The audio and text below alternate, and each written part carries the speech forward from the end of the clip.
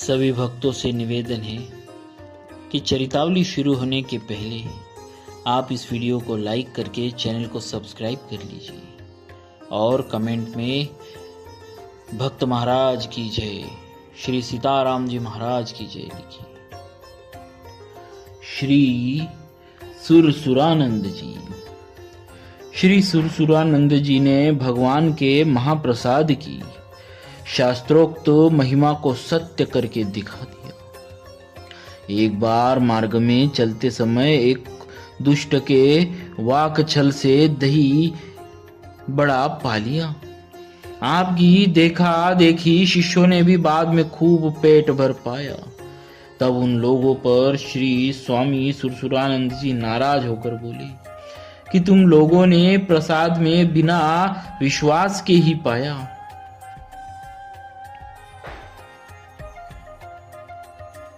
तब उन लोगों पर श्री स्वामी सुरसुरानंद जी ने नाराज होकर बोले कि तुम लोगों ने प्रसाद में बिना विश्वास के ही स्वाद बुद्धि से दही बड़ा खाया, अतः वमन करो।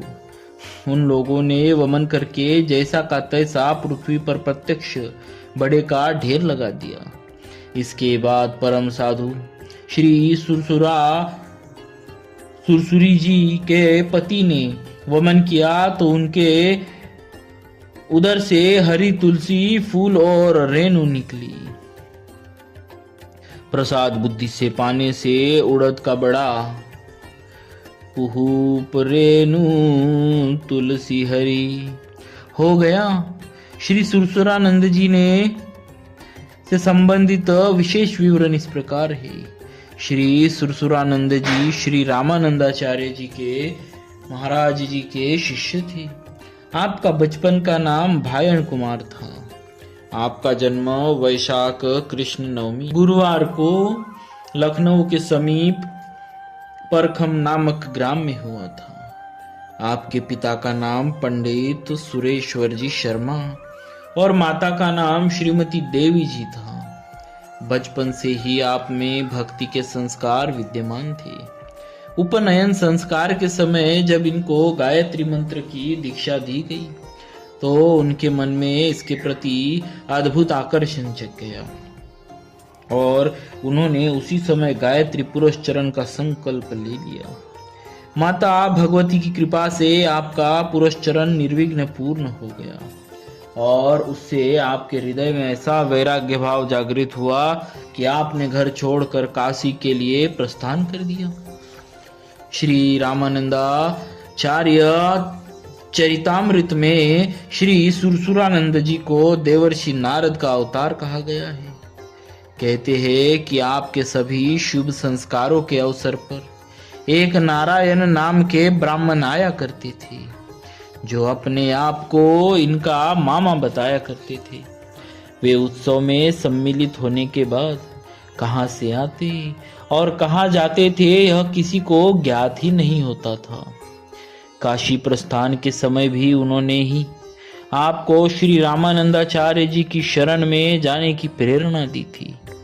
काशी पहुंचकर आपने स्वामी श्री रामानंदाचार्य जी महाराज से दीक्षा हेतु निवेदन किया और साथ ही अपने नारायण नामधारी तथा कथित मामा के विषय में भी जानकारी चाहिए।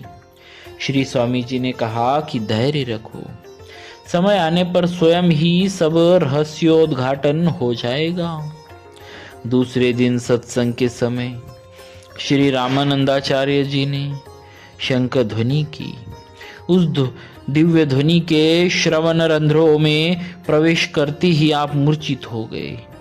उसी अवस्था में आपको अव्यक्त वाणी सुनाई दी कि नारद रूप में माया के वशीभूत होकर तुम विवाह करना चाहते थे, परंतु मैंने तुम्हें विवाह नहीं करने दिया, जिससे क्षुभित होकर तुमने मुझे शाप दे दिया, जिसे चरितार्थ करने के लिए मैंने श्री राम अवतार धारण किया।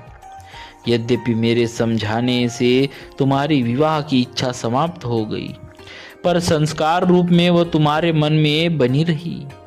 अतः इस जन्म में तुम्हारी यह इच्छा पूरी की जाएगी। अब आपको अपने स्वरूप का बोध हो चुका था। साथ ही नारायण की कृपा एवं नारायण नामधारी अपने मामा के रहस्य का भी उद्घाटन हो चुका था। आपके गांव में ही सुरसरी नाम की मातृ पितृहीना ब्राह्मण बालिका रहती थी। उसने मनसा अपने आप को आपके ही चरणों में समर्पित कर रखा था। जब उसे आपके काशी गमन का समाचार मिला तो वह भी काशी आ गई और उसने भी श्री स्वामी जी के चरणों में प्रणिपात करके परमार्थ की भिक्षा मांगी। श्री स्वामी जी ने उसे सौभाग्यवती भव का आशीर्वाद दिया। फिर आप दोनों को दीक्षा दी तथा पूर्व स्वरूप का बोध कराया। तत्पश्चात स्वामी जी ने आप दोनों को परिणय सूत्र में निबद्ध कराया और भजन करने का आदेश दिया। आप दोनों श्री आचार्य चरण की आज्ञा और आशीर्वाद ले अपने गांव चले आए और वैदिक विधि से विवाह कर भगवत आराधन और भक्ति भाव में प्रवृत्त हो गए। सुरसरी जी परम सती पतिव्रता नारी थी। पति के भाव को समझकर उन्होंने भी वैराग्य पूर्वक संसारिकता को त्याग दिया और दोनों पति पत्नी ने भी गृह त्याग कर वन को प्रस्थान किया। कुछ ही दिनों बाद श्री सुरसुरी जी का महाप्रयाण हो गया और श्री सुरसुरानंद जी पुनः आचार्य चरणों की सेवा में काशी आ गए। जिस समय आप आचार्य चरणों की सेवा करते हुए काशीवास कर रहे थे,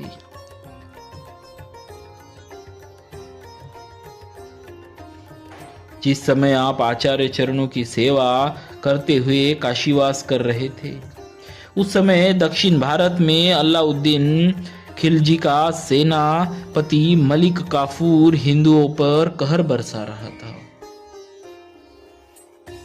श्री स्वामी जी की आज्ञा से हिंदू तीर्थों की रक्षा के लिए आपने दक्षिण भारत की यात्रा की और अपने सिद्धि बल से मलिक कफूर को स्वप्न में पैगंबर हजरत मोहम्मद साहब से उपदेश दिलाया कि हिंदू और मुसलमान दोनों का खुदा एक ही है, अतः तुम उपद्रव बंद करो और श्री सुरसुरानंद जी जो कहे वही करो। अब मालिक कफूर की नींद काफूर हो चुकी थी। वह नंगे पैर दौड़ा, श्री सुरसुरानंद जी के पास गया और उनके चरणों में पड़कर अपने अपराध के लिए क्षमा मांगने लगा। आपने उसे क्षमा कर उपदेश दिया, जिससे वह बहुत ही प्रभावित हुआ और सारे अत्याचार बंद कर दिए। इस प्रकार आपने दक्षिण भारत में अमन चैन की स्थापना की। जीवन के अंतिम काल में आप श्री अयोध्या जी चले आए और यही श्री सरयू पुलीन पर श्री राम लक्ष्मण भरत और शत्रुघ्न का दर्शन करते हुए दिव्य धाम साकेत को प्रस्थान कर गए। बोलिए श्री सीताराम जी महाराज की जय। भक्तवत्सल भगवान की